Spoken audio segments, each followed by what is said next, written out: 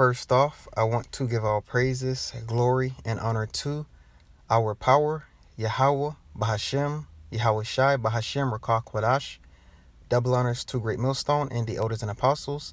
And salutation to all those sincere brothers out there pushing the truth and those sincere sisters who are listening and learning.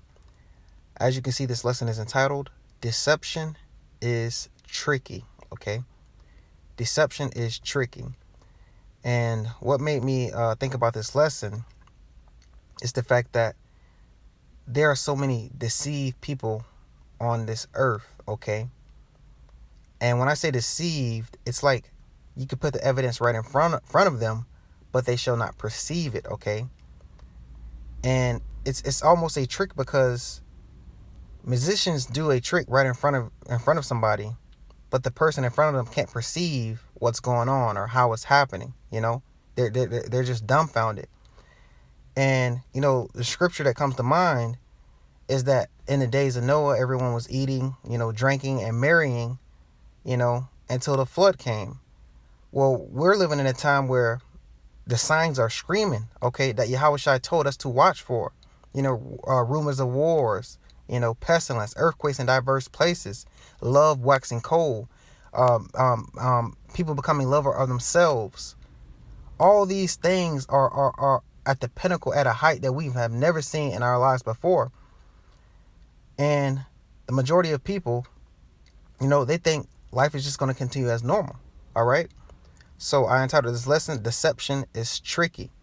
Because no matter how much is in front of them, the majority of people are not going to get the trick, to get to understand the true trick bag that they are in by the Babylon Jews of Esau Edom. And ultimately because Yahweh Bashim Ashai blinded them, okay? They're not going to perceive it until their later end, okay? When they see their lives, flashing before them, then they may consider, like, what the hell have I done with my life? But right now, they're gone, man, And I like to use a great example is this. You have many of those so-called Amalek over there in Israel calling themselves the Jews, and they fully believe it. They will put their life on the line just believing that they are. That's how deceived they are. Okay, that's how much, Esau Edom is using his own, people to make them believe that they're the so-called Jews, okay? That's a strong delusion, a strong deception. And the majority of them are not going to figure it out until they're, in captivity, okay? And so I want to start with Job chapter 12, verse 16. With him is strength and wisdom. The deceived and the deceiver are his, okay? And all these people who are deceived, who don't see the signs screaming that, we're about to go into war. We are basically in the beginning stages of World War III, that things are escalating, judgment, rumors, they're not rumors anymore. It's out in the open, of course. Earthquakes, judgment, pestilence, death, all these things are screaming, okay? And those who are deceived, that's the Lord's doing. They're not going to see it, just like in the days of Noah, they are not going to consider. It says, with him is strength, with Yahweh and wisdom. The deceived and deceiver are his. So the scripture says there be spirits that be created for vengeance, okay? And some of those spirits that are created for vengeance are lying spirits, okay? And you got all these people believing in the lies of Esau Edom. Take the job. Esau Edom, there is no such thing as the mark of the beast. Esau Edom, Jesus is white, okay? All right, the Lord is allowing those things to happen in order to ultimately judge them, okay? And that's a scary thing. 2 Thessalonians chapter 2, verse 2, verse 7. 2 Thessalonians chapter 2, verse 7. For the mystery of iniquity doth already work. Now, that mystery of iniquity is Esau Edom, okay? He set up that desolation of abomination in 70 AD, okay? When he ransacked Jerusalem and then ultimately put himself as God, okay? Esau Edom, the so-called white man, all right? It says, for the mystery of iniquity doth already work. Only he who now letteth will let until he be taken out of the way. And scripture said, in Revelation, you have that red horse who was to take peace from the earth, okay? who had a great sword, and that's Esau Edom, the so-called white man. That was his blessing according to Genesis, all right? It says, and then shall the wicked be revealed, whom Yahweh shall consume with the spirit of his mouth, and shall destroy with the brightness of his coming.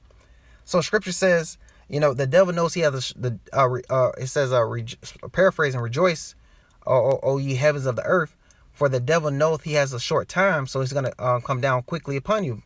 Paraphrasing. And that's what Esau Edom know, the so-called white man. He went through the whole earth deceiving, being wicked, and ruling this earth with a sword, with his might, which is the modern day, gun and nuke and whatever. But ultimately the Lord's going to destroy him. But scripture says the devil comes not but to steal, kill, and destroy. And one of his main tactics that he put on the whole earth is lies and deceit and trickery.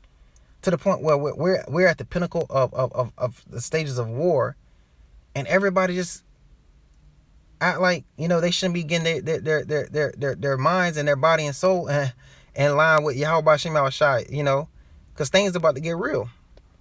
It says, even him whose coming is after the working of Satan, Esau Edom, man. He comes not but to steal, kill, and destroy. That's his track record. It says, even him whose coming is after the work of Satan, with all power and signs and lying wonders. Okay, lying wonders, all right? That's that Babylon juice, man. That all these nations have become drunken with her. And, they say, oh, yeah, take the jab. It's okay. There's a pandemic. We're going to protect you. Oh, yeah, there's a little bit of trouble going on in Ukraine, but don't worry about it. We're going to protect you.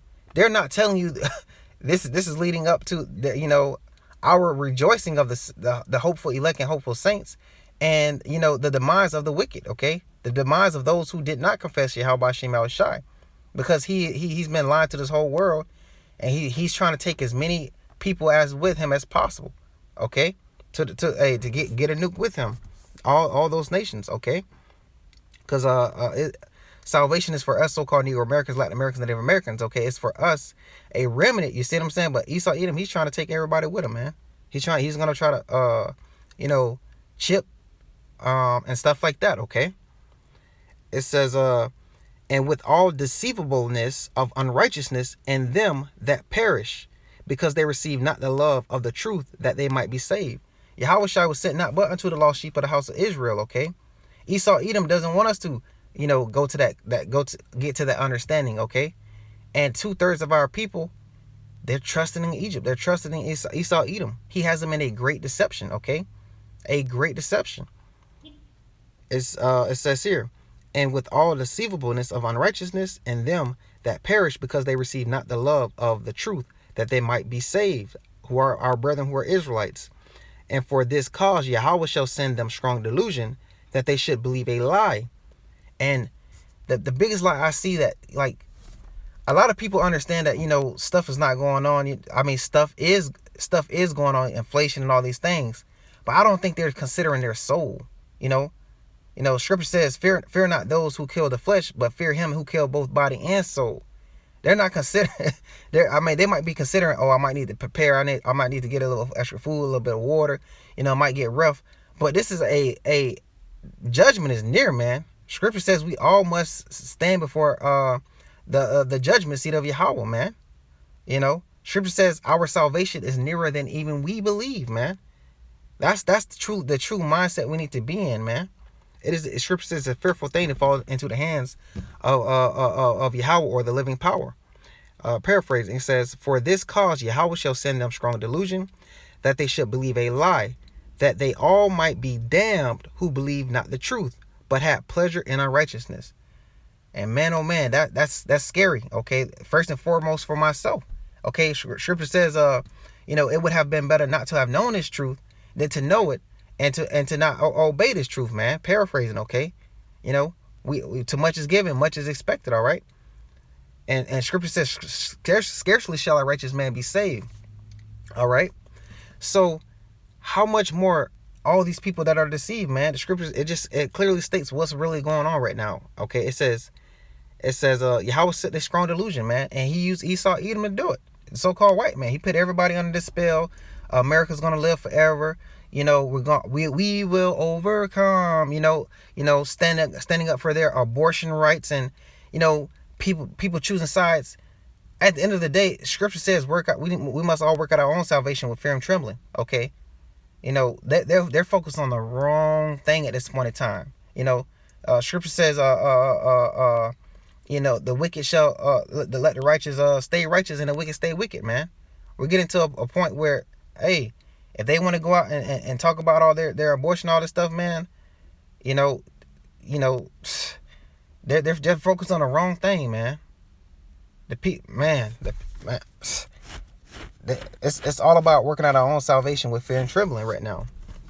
It says, and for this cause Yahweh shall send them strong delusion, and that they shall believe a lie, that they all might be damned who believe not the truth, but had pleasure in unrighteousness. And just like in the days of Noah, man, people eating, drinking, marrying, having a good time. And Esau Edom is not going to stop pushing out that Babylon juice, man. He's going to keep giving you your entertainment, your Super Bowl, your NBA championship, all these things at the same time while he's getting ready to gather his troops to the Valley of Jehoshaphat, okay? Over there near Palestine area over there. And so that's what's going on, man. This is the times we're living in, man. And it's a beautiful thing, but, a lot of people are deceived. A lot of people don't see what's coming. Throughout it to Yahweh Shem Shai, we have eyes to see, but it's up for us to try to endure to the end through Yahweh Shem Shai. This is Proverbs chapter 16, verse 4. Yahweh hath made all things for himself, yea, even the wicked for the day of evil. And all the deceived, man, all those who don't have eyes to see and ears to hear, man, they're, no matter how bad things are going to get, they're always going to think things are going to get better. They're not going to consider that, hey, this is the Lord's doing. They're gonna just keep in their folly ways and not consider their later end, man. Proverbs chapter 15 verse 3. But Yahweh is in, but our power is in the heaven. He have done whatsoever he hath pleased. And Yahweh he decided who was going to be, a vessel unto honor and who's going to be a vessel to dishonor. We know it's chiefly Esau Edom, but 2/3 of our Israelites, are going to be that vessel who's going to have to learn death by pain, okay, before they enter into the kingdom of heaven as Israelites, okay. It says, Mark chapter 4 verse 11.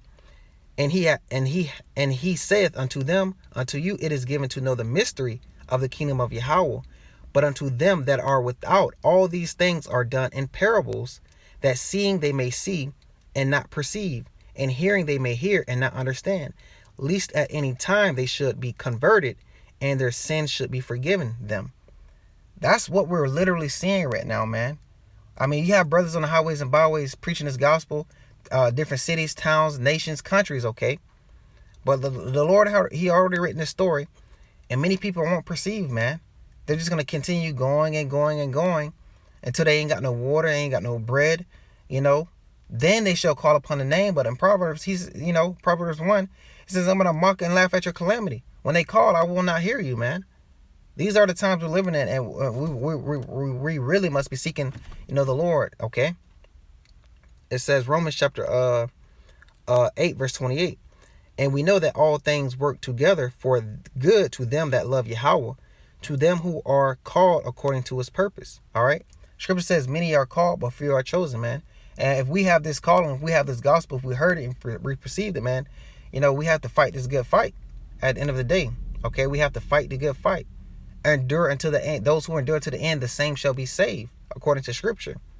All right. Ecclesiastes chapter 2, verse 2. Set thy heart aright and constantly endure, and make not haste in time of trouble. And we're entering into a time of trouble for us who have eyes to see and ears to hear. I mean, eyes to see and ears to hear. We see we're about to enter into times of trouble. But the majority, wide is the way that leads to destruction, narrow is the way that leads to life. They don't see it, man. They think we're about to enter into, a new, fourth industrial revolution. Things are going to get better. Technology is going to get better. Man, Esau Edom got them so deceived. They don't even see that mark that they're going to be required to take in order to partake in any of his pleasures, man. So I just wanted to go over the fact that, deception is tricky, man. It's all according to the Lord's will, But Yahweh Shemel Shai, we endure to the end, that he don't take, pray, take not thy crocodiles from us, you see. So with that being said, this is the time we're living in. The wicked gonna stay wicked, the blind gonna stay blind, the righteous gonna be separated. The Lord separating the wheat from the tares as we speak. And Yahweh Shemel Shai, we are part of that 1/3, that faithful, who stood chiefly for the name of Yahweh Shemel Shai. So, Shalom.